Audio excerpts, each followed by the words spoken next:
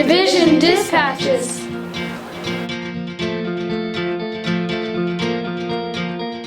Practical procedure. Short answers to common questions. The information in this video series is drawn from the Public Schools Act and Robert's Rules of Order, which is the parliamentary authority most commonly used by school boards in the province. Different parliamentary authorities, or a school board's own procedural bylaw, may dictate different procedures in some instances, but provisions of the Public Schools Act apply to all boards and may not be overridden by your own bylaw or parliamentary authority.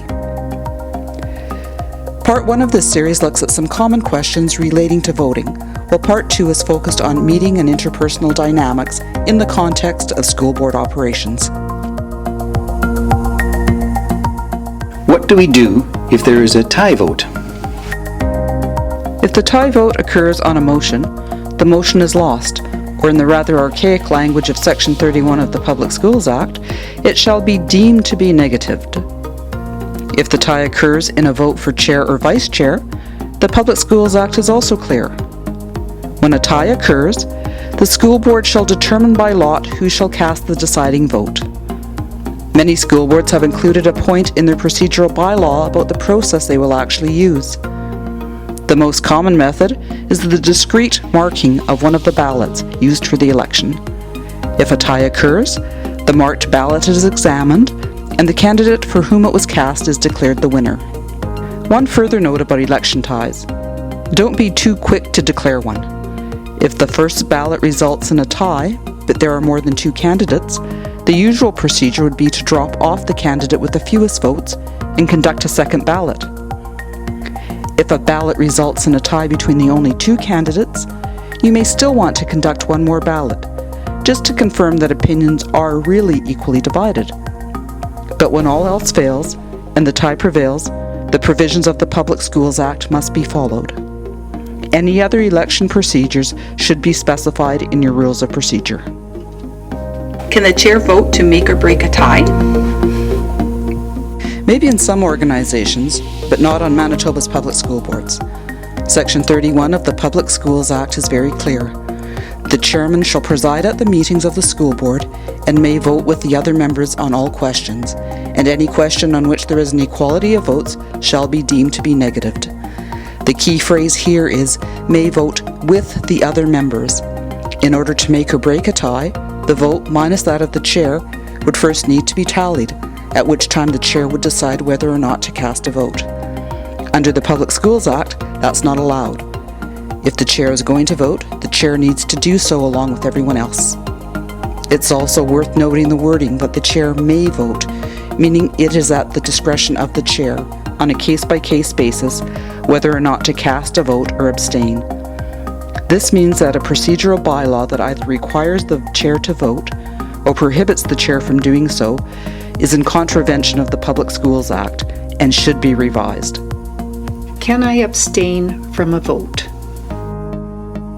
There are circumstances where a trustee must abstain from a vote, such as those instances where they would otherwise be in contravention of conflict of interest or code of conduct rules, but that's not what we're talking about here.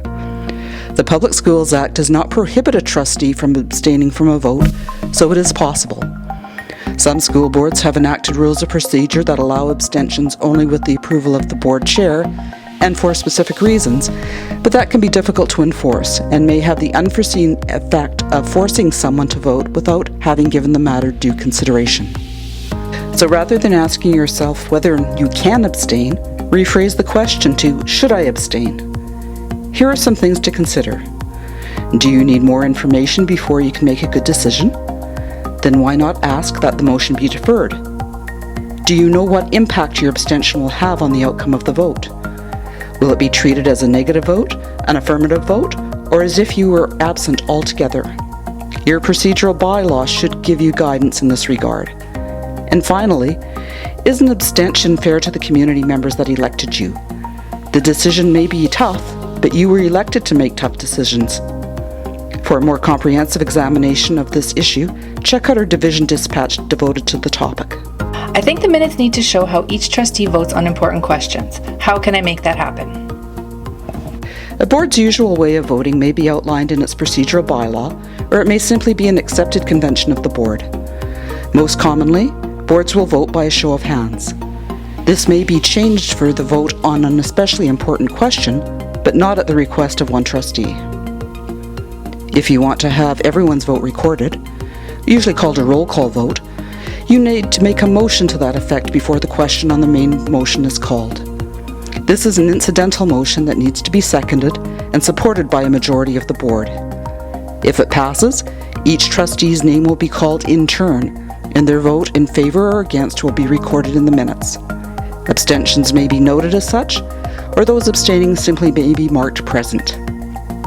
If the motion to change the method of voting is defeated, you may still be able to have your own vote recorded by making that request of the chair.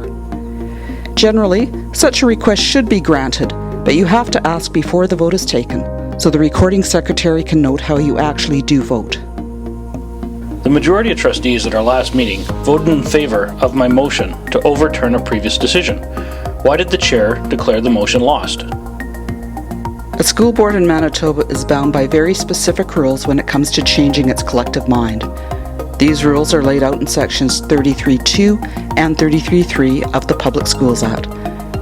These sections speak to reversing decisions, which equates to rescinding or reconsidering a decision under Robert's Rules of Order. In order to reverse a decision, two conditions must be met. First, written notice of a proposal to reverse the decision must be given from at least one meeting to another. Given that your motion wasn't ruled out of order, let's assume that proper notice was given. The second condition is that a majority of the total number of trustees for the division must vote in favour of the reversal. If every trustee on the board was at the meeting and voted, a majority vote would carry the reversal. But if some trustees were absent, or if some who were there abstained from voting, the majority that you mentioned may have been less than a majority of the total number of trustees for the board. As an example, if your board has 9 trustees, but only 7 were at this particular meeting, a vote of 4-3 in favour of the reversal would not carry the motion. 5 votes would be required.